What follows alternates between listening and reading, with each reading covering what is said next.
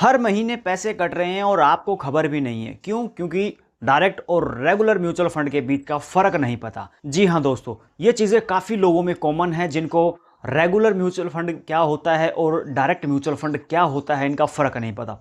कई बार आपके पास में कोई एजेंट आता है और आपको बोलता है म्यूचुअल फंड बाय कर लो क्योंकि सही है, म्यूचुअल फंड तो सही है, और आप वहां पर रिटर्न लेने के चक्कर में कि बैंक से ज्यादा रिटर्न मिलेगा और आप वहां पर इन्वेस्ट कर देते हैं, लेकिन वहां पर आपका रिटर्न बढ़ता नहीं है। क्योंकि अगर कंपैरिजन करें डायरेक्ट म्यूचुअल फंड से तो उसके अंदर आपको ज़्यादा रिटर्न देखने को मिलते हैं। क्यों? क्योंकि वहां पर बीच में कोई एजेंट नहीं होता। देखिए, दो तरह के म्यूचुअल फंड होते हैं, एक होता है रेगुलर म्यूचुअल फंड और एक होता है direct mutual fund. Regular mutual fund के अंदर आप कोई भी म्यूचुअल फंड किसी न किसी एजेंट के थ्रू बाय करते हैं, जिसके अंदर वो आपके पास में आता है, आपसे डॉक्यूमेंट साइन करवाता है, आपको थोड़ी सलाह भी देता है आपकी आपको कौन सा बाय करना चाहिए, कौन सा नहीं करना चाहिए, किसके अंदर आपको रिटर्न ज़्यादा मिलेंगे, लेकिन उसको सैलरी तो चाहिए।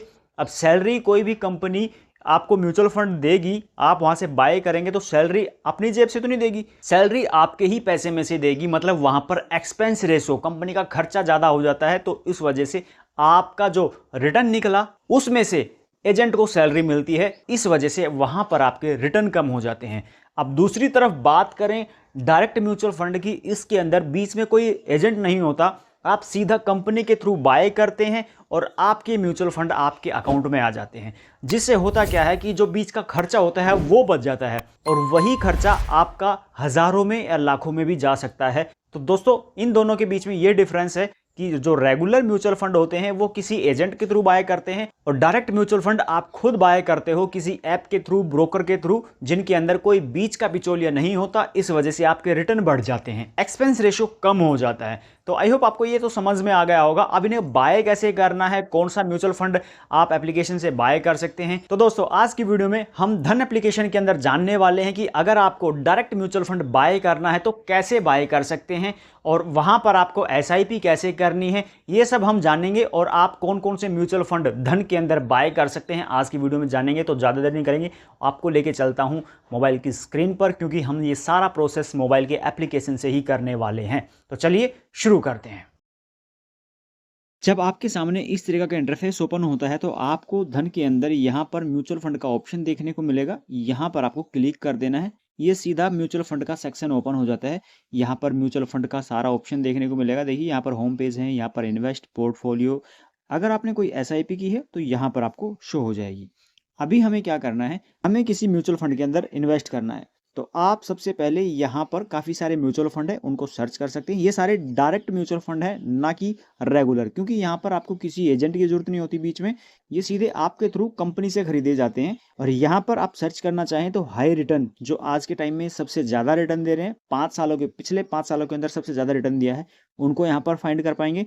इंडेक्स फंड के अंदर सर्च कर सकते हैं कोई म्यूचुअल फंड, लिक्विड फंड के अंदर, टॉप रेटेड स्कीम के अंदर, या आपको लार्ज कैप कंपनीज के अंदर इन्वेस्ट करना है तो आप यहाँ से डायरेक्ट ही फिल्टर कर पाएंगे। ये कुछ फिल्टर्स यहाँ पर लगाए गए हैं।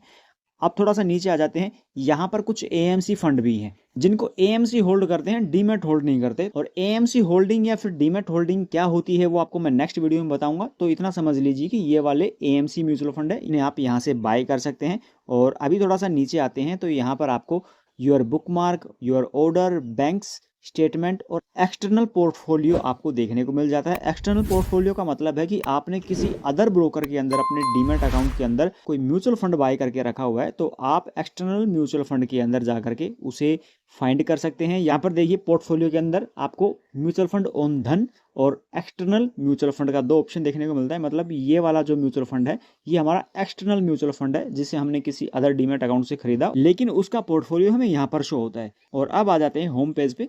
अभी हमें यहाँ पर म्यूचुअल फंड बाय करना है, तो बाय करते टाइम हमें क्या क्या देखना चाहिए आप वो देख लीजिए। सबसे पहले हम आ जाते हैं, किसी भी म्यूचुअल फंड को ले लेते हैं, आपको जो पसंद है। मैं ये नहीं कह रहा कि आप एक कोई पर्टिकुलर ले लीजिए मेरे कहने से, नहीं, मैं सिर्फ आपको एजुकेशनल पर्पज़ के लिए बता रहा हूँ। और उसके बाद यहाँ पर इन्वेस्ट के ऊपर क्लिक करके हम इन्वेस्ट कर सकते हैं। लेकिन उससे पहले आप यहाँ पर इसका चार्ट देख सकते हैं कि पिछले 3 सालों के अंदर इसने कितना रिटर्न दिया है।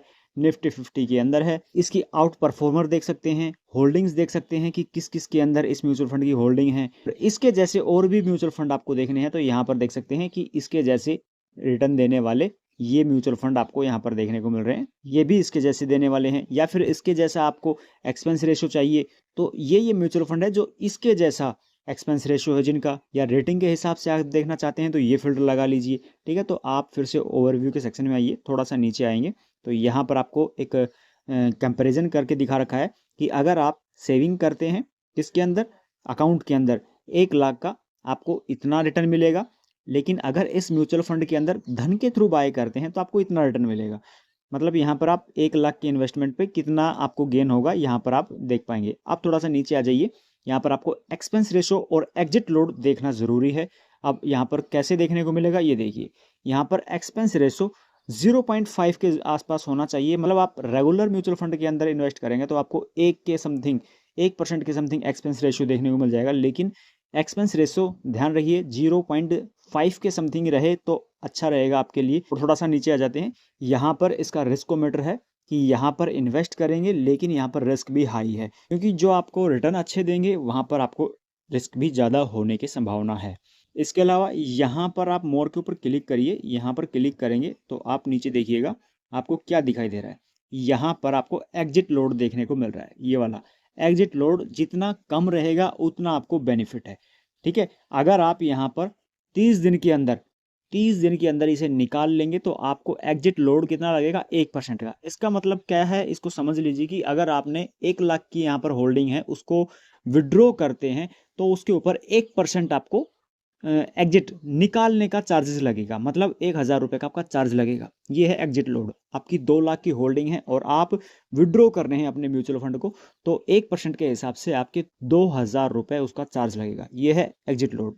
ठीक है, तो आप थोड़ा सा बैक करके यहाँ पर हम इन्वेस्ट करेंगे। कैसे करेंगे, इन्वेस्ट नाउ के ऊपर क्लिक करेंगे। यहाँ पर आप मिनिमम कितना इन्वेस्ट कर सकते हैं, तो यहाँ पर मिनिमम के ऊपर क्लिक कर दीजिए और यहाँ पर क्लिक करने के बाद देखिए मिनिमम आप 100 रुपीज़ वीकली, मंथली या डेली इन्वेस्ट कर सकते हैं। मंथली पे सेलेक्ट करिए, वीकली पे या डेली पे। यहाँ पर आप डेट सेलेक्ट कर लीजिए, तो मैं यहाँ पर वीकली कर लेता हूँ।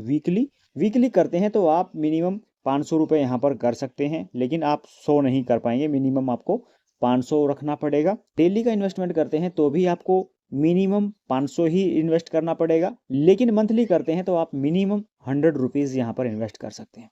अगर वन टाइम के ऊपर क्लिक करें तो आप एक टाइम में लमसम करना चाहते हैं तो आप 500 रुपये, कम से कम 500 रुपये यहाँ पर इन्वेस्ट कर पाएंगे। तो इस तरीके से आप देख सकते हैं। और उसके बाद आपको क्या करना है, उसके बाद आपको इन्वेस्ट एज SIP के ऊपर क्लिक करना है। तो हम यहाँ पर 100 कर लेते हैं। 22 तारीख की डेट है, ये वाली 22 है, और इस डेट को आप चेंज करना चाहें तो चेंज कर सकते हैं। ठीक है, और उसके बाद मैं यहाँ पर नीचे SIP के ऊपर क्लिक कर देता हूँ। यहाँ पर हमारे पास में OTP आएगा, वो OTP हमें यहाँ पर डाल देना है। ये देखिए OTP आ गया है, हम यहाँ पर OTP डाल देते हैं 660583। OTP आ गया, कन्फर्म OTP। और उसके बाद हमारे सामने ऐसा नीचे से इंटरफेस आएगा, मेक पेमेंट ऑफ 100 रुपीज़। अपने एप्लीकेशन के अंदर आप फ़ोनपे, पेटीएम जो भी चलाते हैं वहाँ पर जाकर के पेमेंट कर दीजिए। तो हम पेमेंट कर देते हैं एक बार। तो जैसे ही मेक इन्वेस्ट के ऊपर क्लिक करेंगे तो ये देखिए हमारे पास में टाइम दिया गया है, यहाँ पर टाइमर आ गया है और हमें पेमेंट करनी पड़ेगी। मतलब आप जो भी फ़ोनपे चलाते हैं, पेटीएम चलाते हैं, उसके थ्रू यहाँ पर पेमेंट कर दीजिए। तो हमारे पास में पेमेंट का मैसेज आ गया है, अब हम यहाँ पर पेमेंट कर देंगे।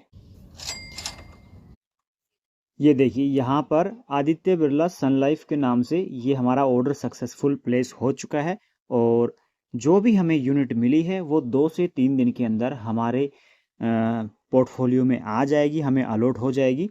तो आप भी इस तरीके से म्यूचुअल फंड के अंदर इन्वेस्ट करना चाहते हैं तो यहाँ पे कर सकते हैं। आपको ये भी पता चल गया ये रेगुलर म्यूचुअल फंड और डायरेक्ट म्यूचुअल फंड क्या होते हैं, आप उनके अंदर किस तरीके से बाय करेंगे।